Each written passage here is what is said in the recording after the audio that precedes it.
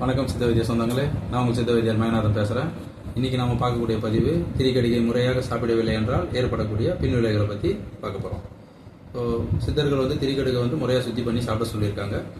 எப்படின்னு பார்த்தீங்கன்னா சுக்கை சுண்ணாம்பு கல்லில் சுட்டு எடுக்கிறது, மிளகை கொதிக்கக்கூடிய பாலில் போட்டு அவிச்சு எடுத்துக்கிறது, திப்பிலேயே எலுமிச்சம்பழ சாறில் ஊற வச்சு செய்கிறது. ஸோ இது இப்படி தான் திரிகடுகை நம்ம முறையாக உட்கொள்ளணும். அப்படி முறையாக நம்ம அதை உட்கொள்ளலாம். இப்போ கம்பெனிகள்லாம் நம்ம வாங்கி சாப்பிட்றோம். சார் என்னால் வீட்டில் இதெல்லாம் செஞ்சுக்க முடியாது, அதனால தான் கம்பெனியில் சாப்பிட்றோம். ஸோ கம்பெனியில் இந்த மாதிரிலாம் முறையாக சுற்றி பண்ணி நமக்கு தராங்களான்றது தெரியாது. அப்படி நம்ம முறையாக சாப்பிடலாம் ஏற்படக்கூடிய பின் விளைவுகளை நான் சொல்கிறேன். முதல்ல நமக்கு பார்த்தீங்கன்னா நாக்கில் அச்சரம் வரும். உடம்பு ஓவர் ஹீட் ஆகி நாக்கில் அக்கரம் சொல்லக்கூடிய அச்சரம் வரும். அது மாதிரி தொண்டை எரிச்சல், மார்பு எரிச்சல் வரும். நீங்கள் தேனில் சாப்பிட்டாலும் சரி, நெய்யில் சாப்பிட்டாலும் சரி. அப்புறம் எது கழிக்கும், நம்ம உணவை ஜீரணம் பண்ணுறதுக்கு பதிலாக அது எது கழிக்க ஆரம்பிக்கும்.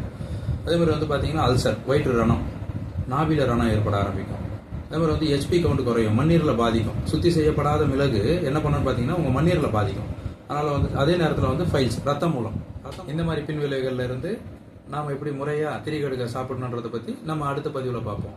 வணக்கம், நன்றி. நம்மளோட நோக்கம் வீட்டுக்கு ஒரு சித்த வைத்தியர்.